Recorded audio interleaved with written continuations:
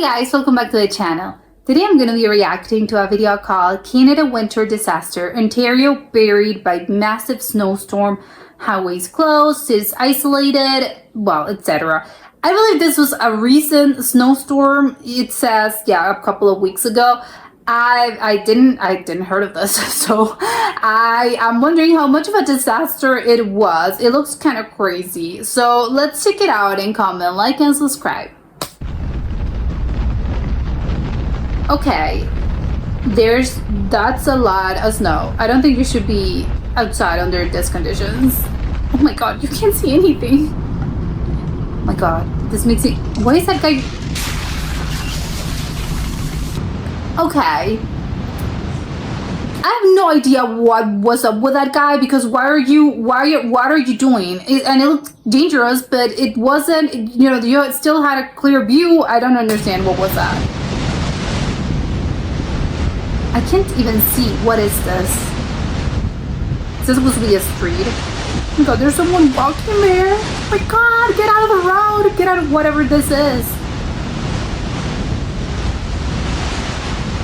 This is insane. Ontario has been plunged into chaos by a catastrophic bomb cyclone, one of the most severe winter storms to strike the province in recent history, delivering apocalyptic blizzard conditions, massive snowfall accumulations exceeding 60 centimeters in places, hurricane force winds gusting over 100 kilometers per hour. Oh my god. And treacherous freezing rain that has crippled infrastructure and severely disrupted the lives of millions of residents.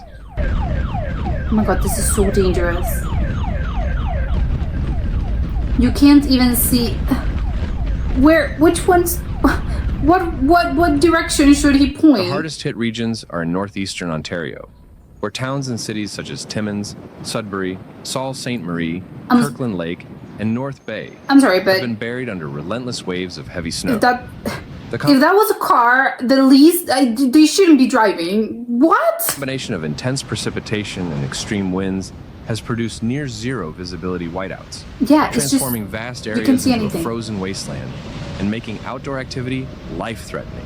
Yeah. Critical highways, including the vital Highway 11 corridor, stretching from North Bay northward to Hearst and beyond, have been completely shut down over hundreds of kilometers, isolating communities and stranding countless motorists.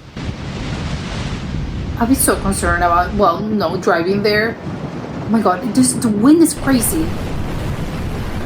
Ontario Provincial Police have issued urgent appeals for people to avoid travel, reporting a surge in collisions. Not even travel, vehicles just abandoned in don't leave ditches, your house. And dramatic rescue operations to extract trapped drivers from snowbound cars in plummeting temperatures.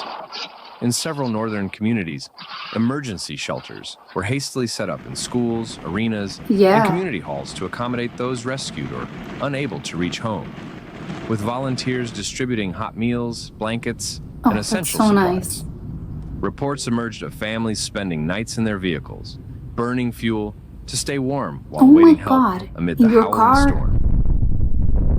I can't think of more terrible places to spend one night during a snowstorm than a car. It's gonna be so cold. The storm's fury extended to the power grid, causing widespread devastation as ice accumulation and high winds brought down trees and snapped power lines. Hydro One reported that at its peak, the wind is crazy. 60,000 customers were plunged into darkness, with outages affecting both urban centers and remote rural areas. Yeah, it affects everyone. Again, have you looked at the wind? Oh my god, the little bench. Repair efforts have been gravely impeded by inaccessible roads, ongoing blowing snow, and hazardous conditions for crews, prolonging the suffering for households facing freezing indoor temperatures without heat or light. Oh my god. Further south, central and southwestern Ontario grappled with a perilous shift from freezing rain, depositing up to 20 millimeters of ice on roads, vehicles, and power infrastructure, to sudden flash freezing and record-breaking heavy rainfall. Okay, this is the police. They think they should be, patrolling. Oh my god, the car was just... In Toronto and surrounding areas, daily precipitation records were shattered on December 29th, leading to flooded basements, slick highways, and additional tree damage contributing to blackouts. Persistent lake-effect snow squalls continue to lash areas along Georgian Bay and Lake Huron as of December 31st, dumping localized heavy snow and maintaining blizzard-like conditions in bands that shift with the wind. Oh my God. Oh no, you have one of those trucks that you have to, you have to get rid of all of this. What a great way to spend your Year's Eve. Canada has kept multiple warnings in effect, emphasizing the ongoing risk of rapid accumulations and poor visibility. The human toll of this catastrophe is profound, with daily routines shattered. Oh, but at least no one was in Closures danger. affecting hundreds of thousands of students, businesses forced to shut doors. I think public your car's not. transportation Your networks car's not halted leaving. or severely delayed, and major airports like Toronto Pearson Closed. experiencing mass flight cancellations and disruptions to holiday travel plans. How is this person driving this? There's a bunch of snow. Oh my God, this makes me so stressed.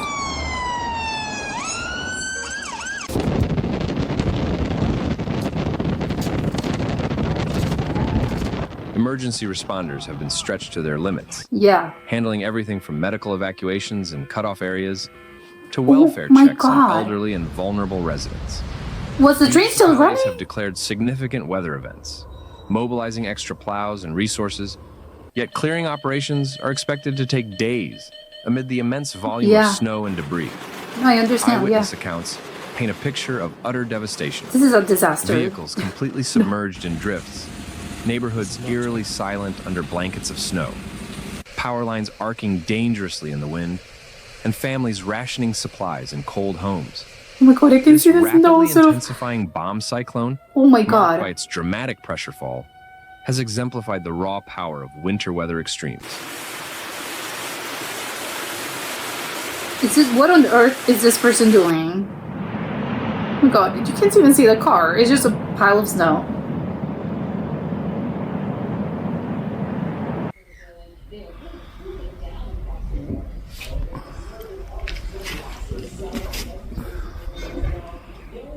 Power outages have compounded the catastrophe, with Hydro One reporting peaks of over 60,000 customers without electricity due to ice-laden trees crashing onto lines and gale-force winds causing further damage. A bike in this weather. Severely hampered by inaccessible roads and ongoing squalls, leaving families in freezing homes as temperatures plummet.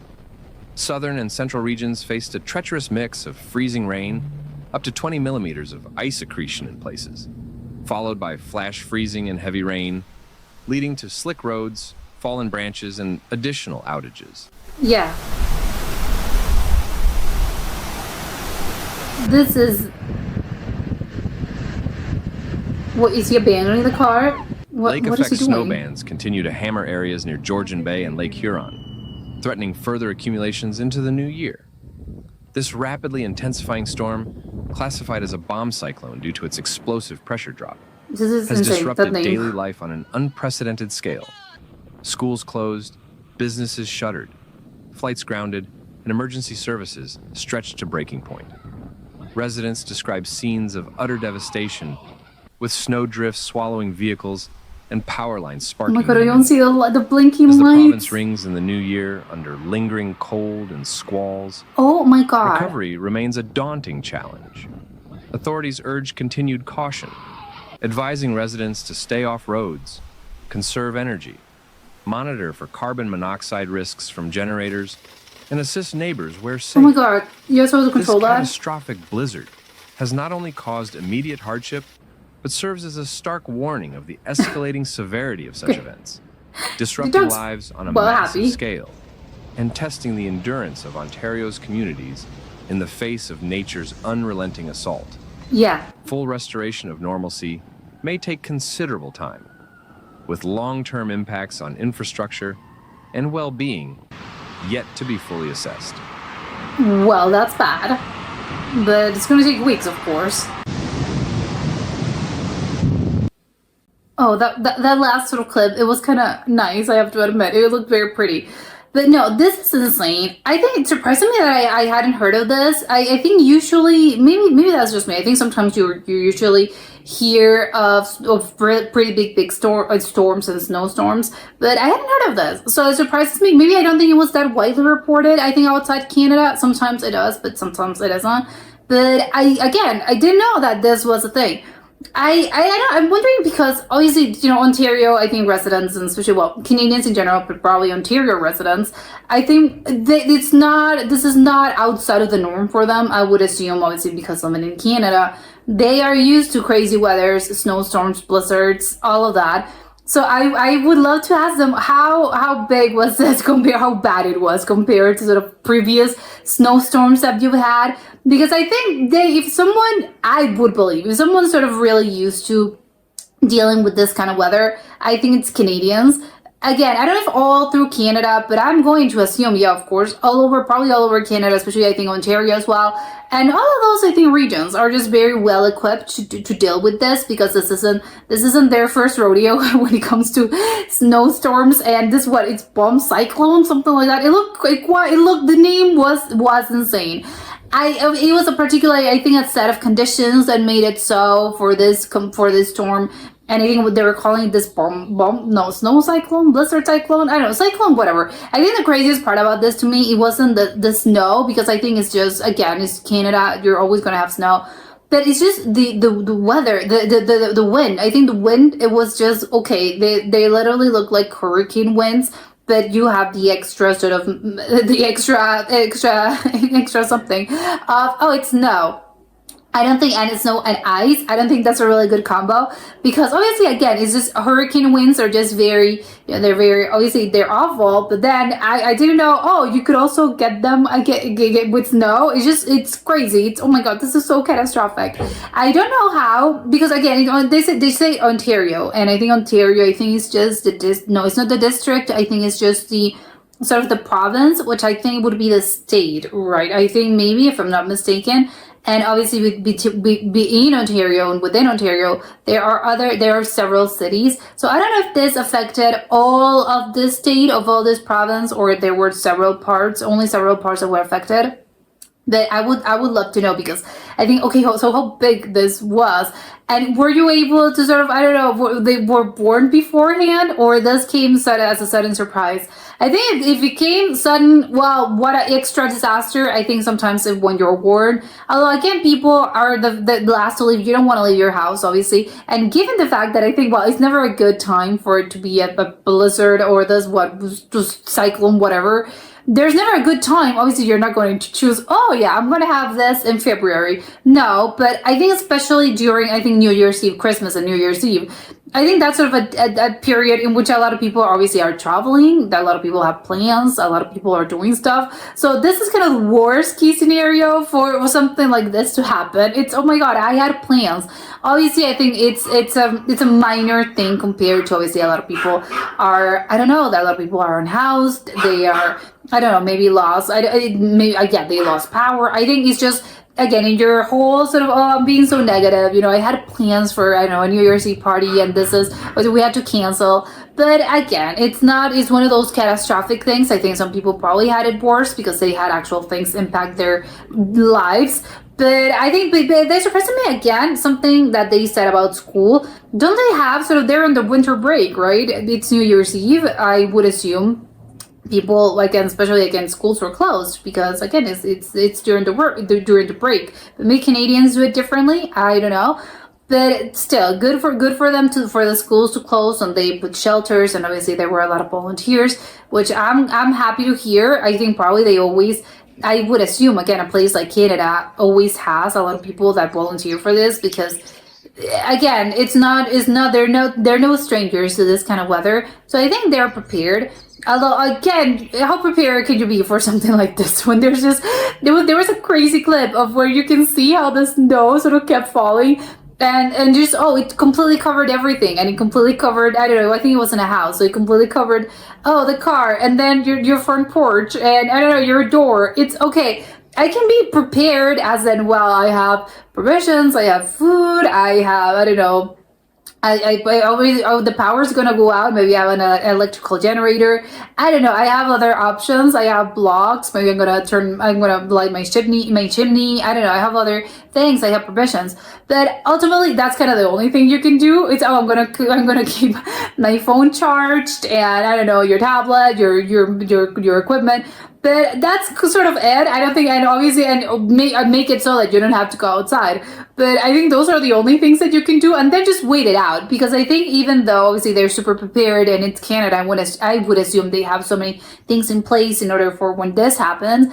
But it's really much of a, I don't know how much you can do, because what are you gonna do? We don't have a machine that controls weather. We don't have a machine that prevents trees from falling, or from power lines to stop working under these conditions. Or, and again, so you just have to ride out the storm, and there's nothing to do but wait. Try to make the most out of the time. I don't know, have I don't know, again, you just have to make a plan. And I think, well, we got to make the most at home. I don't know, grab a book, have a couple of books nearby. I don't know, if you're with someone, I think maybe obviously shelter in place. Maybe don't spend it on your own. Go to someone's house, a friend's house, or a family member's house, and I don't know, try to write it out together, and just everyone trying to collaborate and trying to pass the time. I think that would be the number one thing. Just pass the time. I don't, again, have board games, books, I don't know, something like that. Because what else are you gonna do? It's more about being annoyed by the whole thing than actual sort of, oh, we have, obviously you're worried, but I think we have to, because that's just human nature. But ultimately, I think you need to step back and sort of be, what can we do? We can't do anything. Like they said, the weather, I think when something like this happens, this is a reminder that we are sort of, we are at the mercy of the weather. We are at the mercy of nature. There's really not a lot we can do. We just have to, again, make the most out of it and just wait for this to happen, for this to be over. And then we have to, okay, assess the damage and assess the damage and see, well, what was damage? What can we do? How can I help? How can we, again, how can we recover? But otherwise, I think it's just more about, you're super stressed about the whole thing. But again, on the other hand, we can't really do anything, and you're just kind of seeing the snowfall.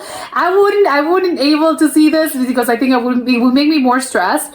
But again, I know in the logic part of my brain tells me there's really not a lot we can do. What are you going to do? I'm going to get out and sort of, try to shovel the snow. No, have you seen the snow? It's going to continue to fall. Those winds are crazy. It's more dangerous for you to be outside. So just don't leave your house, and have your contingency plan. Stay at home, stay with people, and try to make the most out of it. And that's about it. But yeah, I think probably this is what, in December, probably they're still sort of doing cleanup. I wouldn't surprise me, as not the people themselves. Obviously, after everything's done, obviously you have to clean your house and stuff.